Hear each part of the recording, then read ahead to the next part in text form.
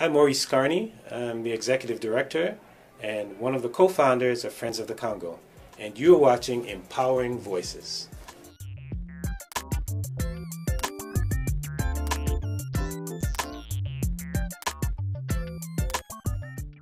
Life in the Congo, unfortunately, is filled with tragedy for children, women, men, families, and communities.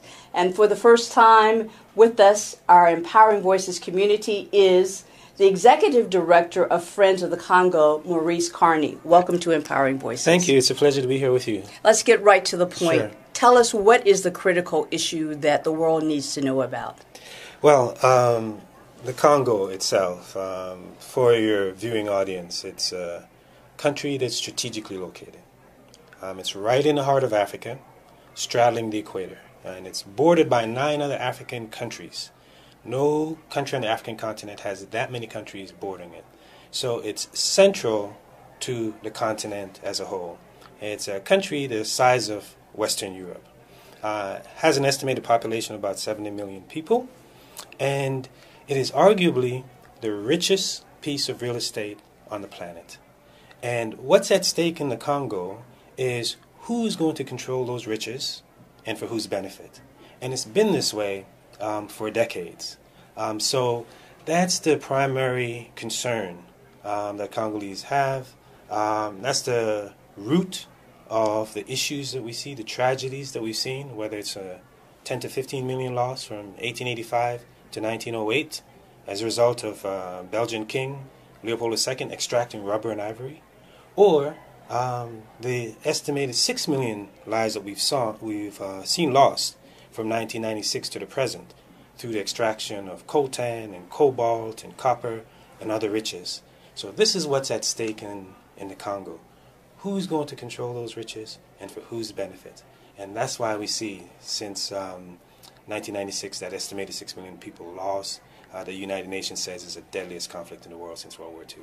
How were the lives lost? And were children involved in those lives? Were those the lives of children as well? Well, an estimated 10% of the lives lost came about as a result of direct fighting, war, conflict. However, there are also tremendous conflict-related causes. That is to say, when people were displaced, villages were overrun, people were pushed into the bush, and they died from exposure, malaria, pneumonia, all kinds of illnesses afflicted the people as a result of the conflict. So the overwhelming majority of loss of life is a result of those conflict-related causes. And of the estimated 6 million people who've lost their lives, half of those are children under the age of 5. So we're talking about the greatest humanitarian crisis at the dawn of the 21st century. So it's not just an Congo issue or African issue. It's a worldwide issue, an issue that's of concern to people throughout the globe. And the lack of response to the scale of the tragedy truly is a scar on the conscience of humanity. That's why it's so important for faith leaders, for people of faith, to take a moral stand about what is happening to fellow members of the human family. So that's a slice of what's what has transpired and the nature of the conflict itself. What can a person who is watching and listening to this podcast, what can he or she do no matter what age they are? There's a tremendous amount that can be done.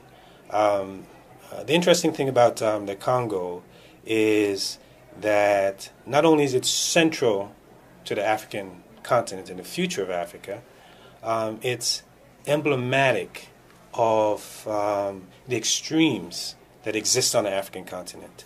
On one hand, we've talked about the extreme tragedy, millions of lives lost, children losing their lives, women being raped, just suffering of biblical proportions. However, Congo is also emblematic of the African continent in terms of its the other extreme, potential.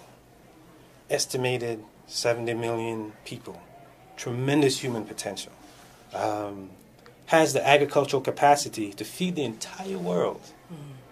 The hydroelectric capacity to provide power for the entire African continent, some left over for Southern Europe and the Middle East.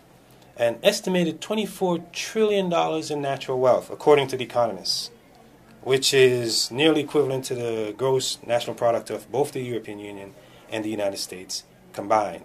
So it's important for people to understand that on the one hand we have tragedy, on the other hand we have potential. So now how do you get engaged around those two areas, the tragedy and the potential? One, you definitely want to learn more about what's happening in the Congo. We have several websites that provide historical overview. If you want to get more in depth about politics, geography, culture, you name it, friendsofthecongo.org provides that for that education. We have a short film called Crisis in the Congo that's found on congojustice.org.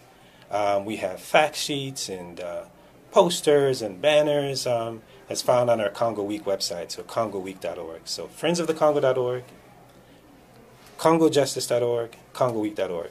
Get educated. So that's number one. Because we would like to have people involved, but we want people to be involved in an informed way.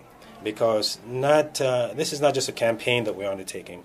We would like to radically restructure the way people view Africa.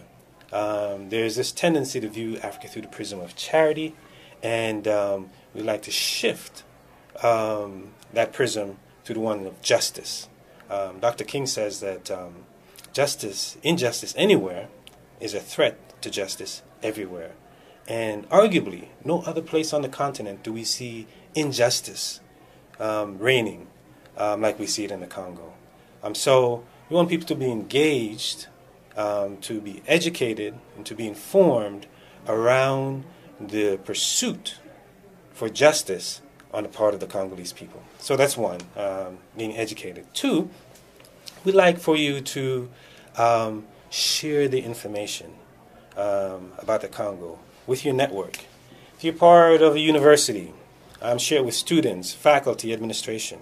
You're part of a religious institution, share it with your pastor, your imam, whoever.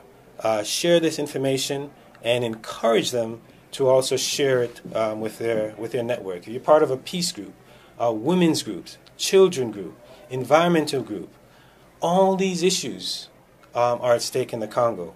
So share the information with your network. In sharing the information with your network, you can also organize events where you invite friends of the Congo in, either actually like we're right here now at Trinity, or you can invite us in virtually. What we do, we have people who screen our film, The Crisis in the Congo, that's found on congojustice.org, and after the screening, they'll invite us in to speak, to give a broader context, like the screening we're going to have this afternoon. If they can't invite us in, then, in person, then we can come in through Skype. So there are no barriers to accessing us to engage you around the situation in the country. So setting up screening in your home, screening on university campuses, screening in your peace club, screening it in your religious institutions. Screen these films that we have so that people can have another medium through which they can learn about the Congo, find out about what's taking place. Now, we have two key campaigns, beyond the education, beyond the sharing, beyond inviting us in to speak to your community. We have what we call the Dear John campaign, and it's a postcard campaign where we're sending postcards in and we're encouraging people to send postcards in to the Secretary of State, John Kerry.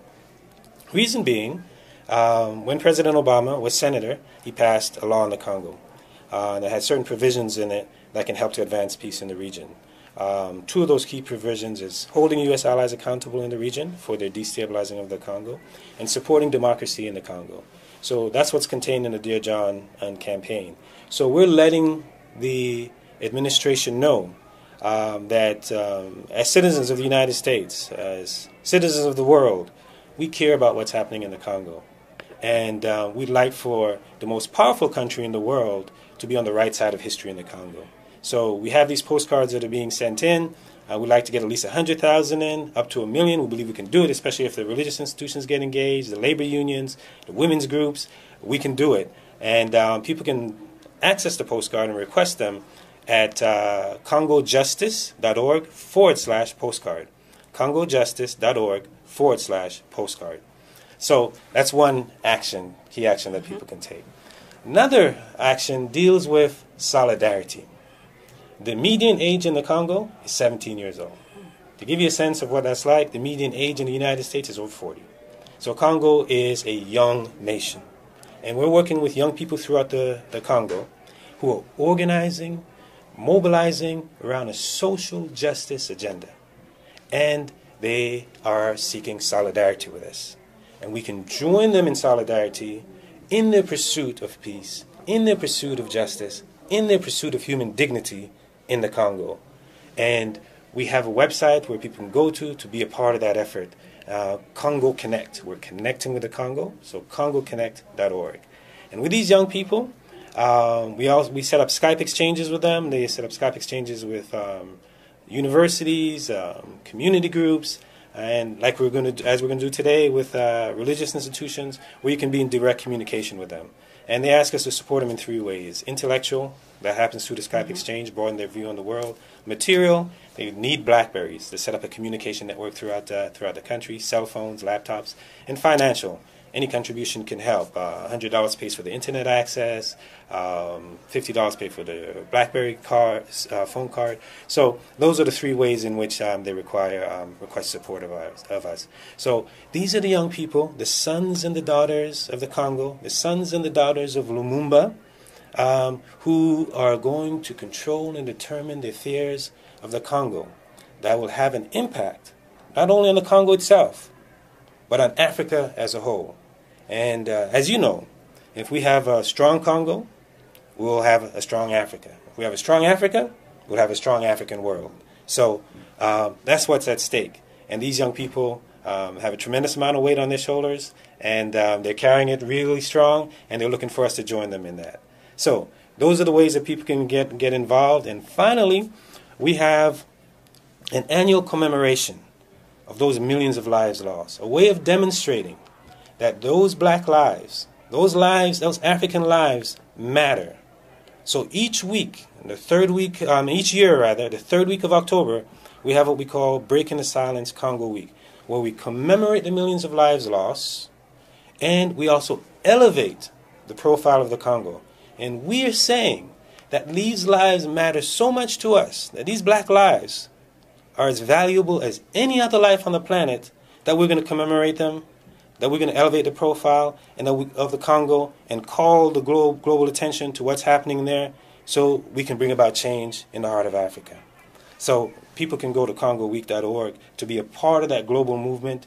We've had at least 60 countries, 400 communities participate since 2008, and it's something that we're going to build on and continue to build until we have peace reigning in the Congo, until we have justice reigning in the Congo, until we have human dignity in the heart of Africa.